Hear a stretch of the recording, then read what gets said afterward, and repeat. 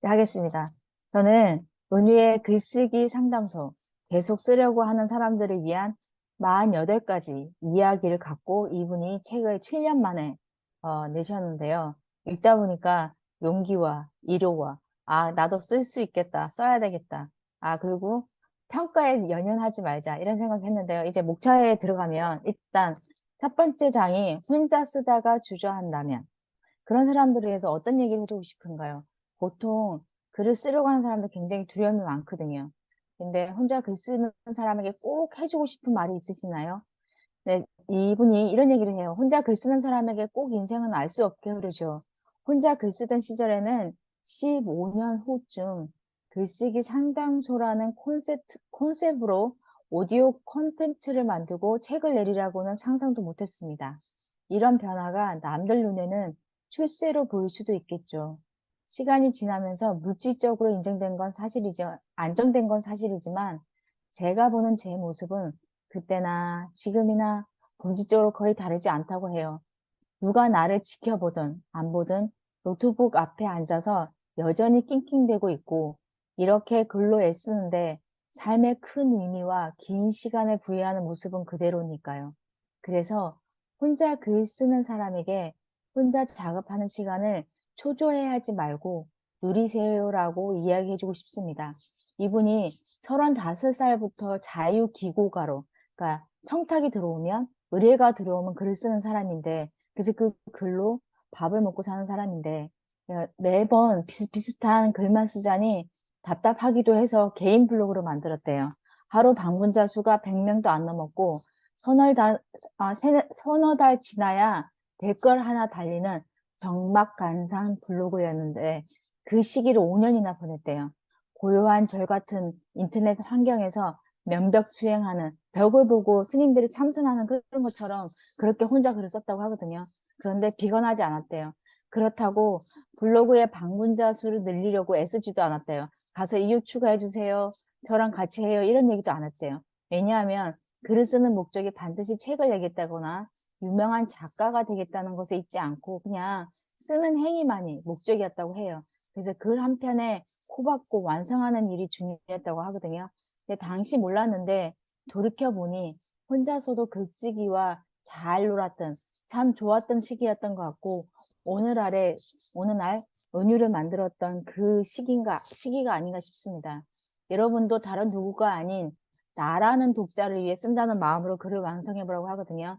미래의 내가 봐도 그 시절에 무슨 일이 있었고, 어떤 감정이 있었는지 알 수 있도록 표현하려고 하는 말을 촘촘하게 객관화해서 쓰라보라고 합니다. 혼자 글을 쓴다는 것은 독자 없이 쓰는 것이며 독자의 반응을 초월해서 쓰는 것이기도 하다고 합니다. 캐나다 소설가 마그리 애트우드가 쓴 책 글쓰기에 대하여의 독자와 작가의 관계에 대한 이야기가 나오는데요. 독자는 거대한 미지의 존재라고 말하면서 에밀리 디킨슨의 시를 소개하는데요. 나는 무명인이에요. 당신은 누군가요? 당신도 무명인인가요? 그러면 우리는 잘 어울리는군요. 말하지 마요. 그들이 떠들고 다닐 거예요. 알잖아요. 이게 뭐냐면 유명해지면 뭐라고 얘기하냐면 무명인에서 유명인으로 바뀌는 데는 트라우마가 동반된다고 해요.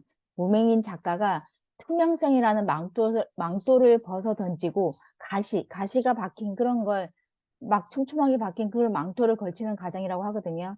그래서 마릴린 monroe는 이런 얘기를 했대요. 다른 사람이 되지 않고서는 무명인은 유명인이 될 수 없다고. 유명인이 되면 그만큼 트라우마랑 가시 같은 왕관을 쓰는 거랑 똑같다라는 생각을 한다면 지금 무명인으로 글을 쓰는 게 더 행복할 수 있다라는 생각도 들기도 하거든요. 근데 여기에 나를 쓰게 하는 힘은 뭔가? 자기는 20살에 증권회사 노동조합에서 일했대요. 그때 교육과 홍보 일을 맡으면서 글을 굉장히 많이 썼던 시기고 토론을 통해서 여러 가지 사회 현상에 대해서 많은 걸 길렀던 시기인데요. 계속 쓰게 하는 근력은 확실히 기른 것 같다고 합니다. 그때가 쓰면 되는구나. 내가 뭐라도 매일 써내는구나. 그리고 하는 뿌듯함이 훗날 직업적인 글쓰기를 시작할 때 도움이 됐다고 하거든요. 일단 꾸준하게 쓰는 게 저력이 됐다. 일단 계속 쓰다 보면 글 쓰는 나를 인지하는 감각이 정직하게 몸에 축적이 된대요. 그래서 글 쓰는 나를 어색하게 느끼면 잘 안 쓰게 되는데 몸이 규칙적으로 하다 보면 몸이 알아서 쓴다고. 그래서 어떤 분이 이런 얘기를 하시더라고요. 책상에 앉았는데 자기 손이 펜을 갖고 막 움직이더래요. 자기는 그걸 지켜볼 뿐이었다고. 어색한 옷을 잘 안 입는 것처럼요. 글 쓰는 나의 모습을 스스로 자연스럽게 느끼도록 규칙적으로 꾸준히 쓰는 활동에 임하는 게 중요하다고. 그래서 몸부터 만들으라고 하는 말이 맞는 것 같아요. 근데 이런 얘기를 한대요. 그런 엉덩이로 쓴다는 말을 많이 하는데요. 이 말은 반만 맞는 것 같다고 하거든요. 왜냐하면 엉덩이를 붙이고 앉아도 글이 안 써지는 경우도 굉장히 많은데, 근데 무엇보다도 이분은 반은 엉덩이고 반은 절실함이었대요. 그 절실함은 생존 본능에서 나오는데, 하나는 고통에서 벗어나려는 힘, 또 하나는 배고픔에서 벗어나는 힘. 그래서 아마 글로 밥을 먹고 살아야 되기 때문에 그래서 그 마감 시간에 꾸역꾸역 맞추다 보니 그렇게 자기는 쓸 수밖에 없었고 그렇게 완성해 나갔다고 했거든요. 근데 또 한 가지 여기 제일 중요한 게 있어요. 사람들이 글 쓰다가 슬럼프에 많이 빠진다고 하거든요. 근데 이게 특별한 일이 아니라고 합니다. 나한테 왜 이런 일이 자괴감을 느끼지 않아서도 된다고 합니다. 내 글을 내가 읽어도 지루하다라고 느끼는 거는 아주 정직하고 불안한 느낌이라고 생각한다고 합니다. 세상이, 사람이, 현상이, 사물이 새롭게 보이지 않는 상태가 되면 그때 슬럼프가 온다고 하거든요. 글을 쓴다는 건 생각한다는 것이고 생각한다는 것은 늘 모든 것을 낯설게 본다는 뜻이라고 합니다. 이분이 이런 얘기를 해요. 경험담인데 출산 전에는 유아차를 끌고 가는 엄마의 모습을 봐도 아무런 느낌이 없었대요. 어머, 아기가 귀엽네. 저 유모차 좀 비싸 보인다. 이런 생각이 들잖아요. 저도 그런 생각이 들었는데 아기랑 실험하고 하루하루가 너무 힘든 직장과 집을 왔다 갔다 하는 워킹맘으로 살아보니까 그 엄마의 얼굴과 그 이면의 땀과 눈물이 보이는 거죠. 그때 되면 자기 나름의 관점으로 글을 써낼 수 있다고 합니다. 여기서 되게 중요한 얘기를 하는데요. 사물과 현상을 낯설고 예민하게 보는 눈을 지닐 때 가능한 생활의 발견이 글 쓰는 의미와 재미를 가져다 준다고 합니다. 그래서 글이 늘지 않는다는 건 새롭게 보이는 게 없다. 늘 하던 소리를 한다. 혹은 하나마나한 말을 한다. 라고 바꿔 말할 수 있다고 합니다. 그래서 이럴 때는 어떻게 바꿔야 되냐? 슬럼프를 극복하는 방법인데 첫째, 늘 하던 익숙한 글쓰기를 그만두래요.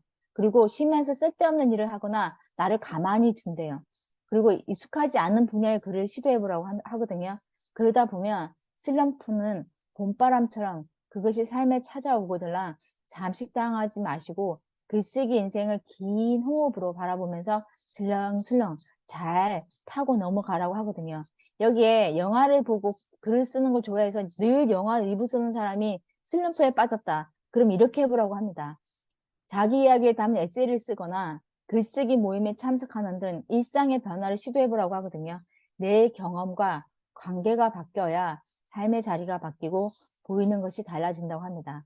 관점을 바꿀 수 있는 조건과 환경을 스스로 만들어 보라고 합니다. 즉, 슬럼프를 바꾸는 방법 중에 하나가 내 가진 환경을 다시 세팅하는데 그 세팅하는 가장 중요한 방법은 공간을 바꾸는 것도 있지만 만나는 사람을 내가 늘 보던 자료를, 내가 늘 보던 세상을 다른 각도에서 볼 수 있게끔 그 공간으로 갖다 놓으라고 하는 말이라고 합니다.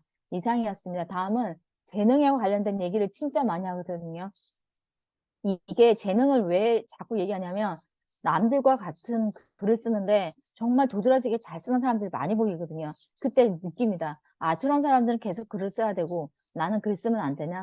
이때 나오는 말이 재능인데 이 저자가 또 재능에 대해서 한 말씀 하거든요.